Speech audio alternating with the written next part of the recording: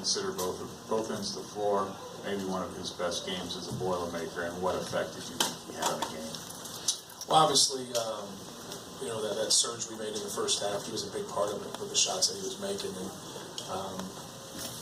anytime, we can get somebody to complement our size, with outside shooting just helps us have a good balance. And, we got the game in a really good position, with about 3-4 minutes to go in the first half.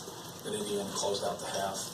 And, I think cut it to 8 on that last shot by Green. But the surge that we made, he was a big part of that. And we just missed some threes and had a couple breakdowns there at the end, or we could have been in a pretty good position at halftime.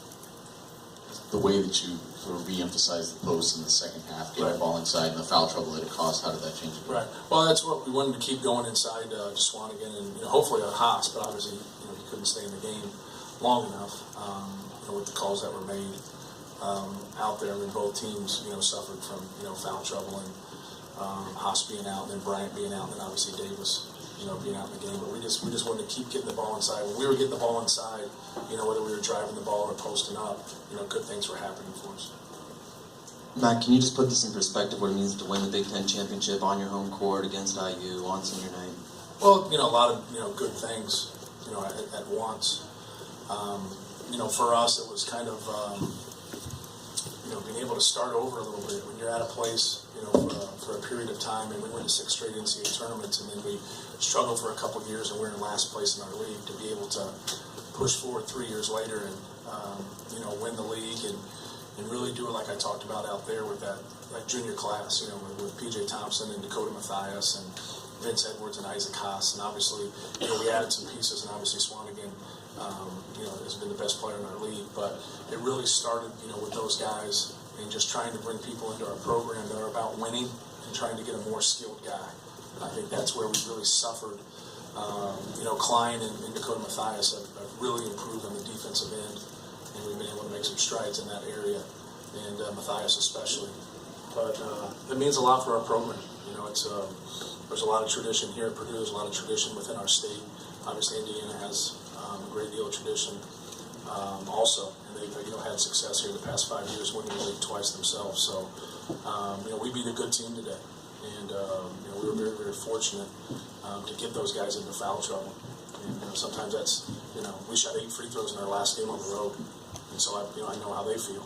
And but we just wanted to keep establishing it and keep throwing the basketball inside and continue to be aggressive. Did you want your guards to be more aggressive, specifically Dakota?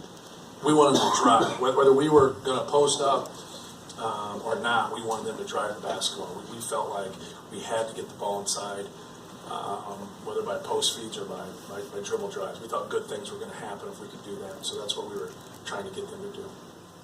Matt, the impact that McKeenan has made, obviously he hasn't played a lot, but... Who's that now? John. Oh, McKeenan, okay. Yeah, sorry, my bad.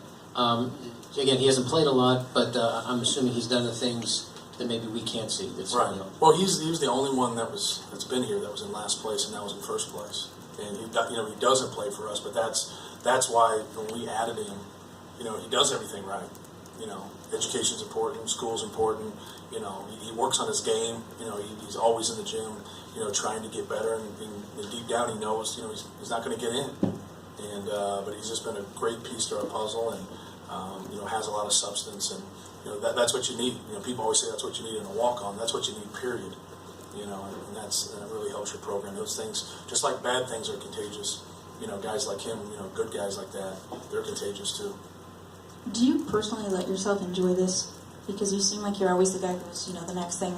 Right, yeah. I don't enjoy it. I was mad at PJ there at the end. He missed his free throws. And he's been great for us. And here I am, and those guys are celebrating. And I'm wanting to know why he fouled that guy at the end and why he missed his free throws. And but, PJ's been great for us. And it just kind of shows, you look at guys that are 3 stars, 4 stars, 5 stars, and all that stuff. And, you got to get guys that are about winning. And, PJ's about winning. But no, there's... It's kind of hard. I think every coach who gets out of coaching, whether that's their choice or somebody else's choice, I think the thing they say when they get done, whether they retire or get fired or whatever happens, is, I wish I would have enjoyed it more. But it's impossible to enjoy it. No matter what you do, somebody's mad. It's just the way it is. you know, and so you're constantly thinking about, you know, what can I do for our program, what can I do for our team and our players to get ready for that next game, you know. And then once it's over, you know, there's only one team that wins. You know, now you know people are critical of you, and now you got to be able to, you know, just do what's best for your program. And you know, that's what we want to do. We want to just keep improving and getting better, and not settling. You know, you're celebrating out here. We got a game to play. You know, we got a game Sunday. You know, it's an important game, and so I think someone has to keep the balance. Coach, they say you want to play back here. Okay. Thank you. You're welcome. They say you want to play your best basketball February, March. Do you feel like you guys have hit that peak, or do you think you still have more in the tank? No, I think we still have more in our tank. You know, I think you know, we can be more efficient than we've been.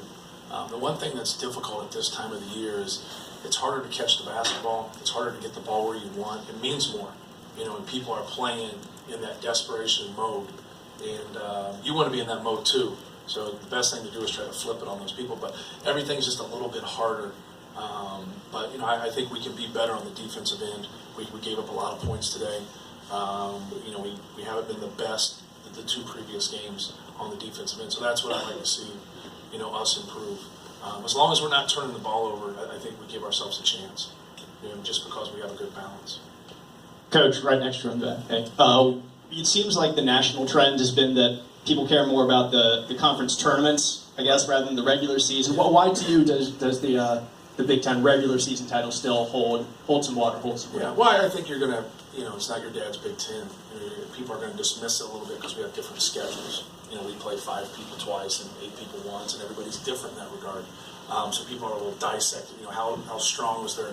It seems crazy to me that they say that you got to compare people's conference schedule, you know, and their strength, you know, because in your mind everybody plays the same teams, and that's not true. So, no, it is.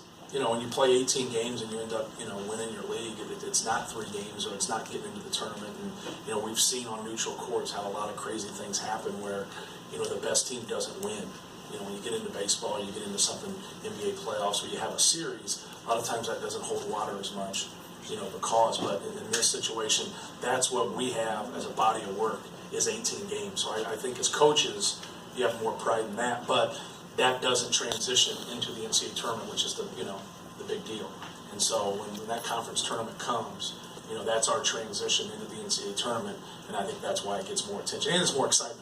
It's more exciting. You're going to see more upsets. You're going to see more things happen when you get onto a neutral court. Matt, you said you don't get to enjoy this experience that much, but what do you hope the players take out of this? Either the celebration of tonight or just, I guess, the achievement of it? Well, just the reward of it. You know, they should. You know, they're the ones that play. You know, they're the ones that should enjoy, you know, this night and, you know, take the day off tomorrow, but then, you know, get back to go into work to get ready to, you know, play Northwestern on Thursday. You know, we play them Sunday, so that gives us, you know, 3 days to prep. And but I think, you know, this next 24 hours, you know, that's theirs. And this is something they'll cherish forever. I mean, you can celebrate this when the season's over. But for right now, you just have about a day, and then you have to get back to work. But I'm happy for those guys. You know, we've had a lot of, you know, people doubt him. You know, we've had, you know, our best player is a guy that has, you know, handled unbelievable adversity. We handled adversity tonight with, you know, foul trouble and the different runs that they made. But, you know, we got some guys on our team that are just, you know, good, solid basketball players that take care of the ball and make shots and are skilled, and they're great compliments to our size. Thanks, everybody. Thanks. Thank you.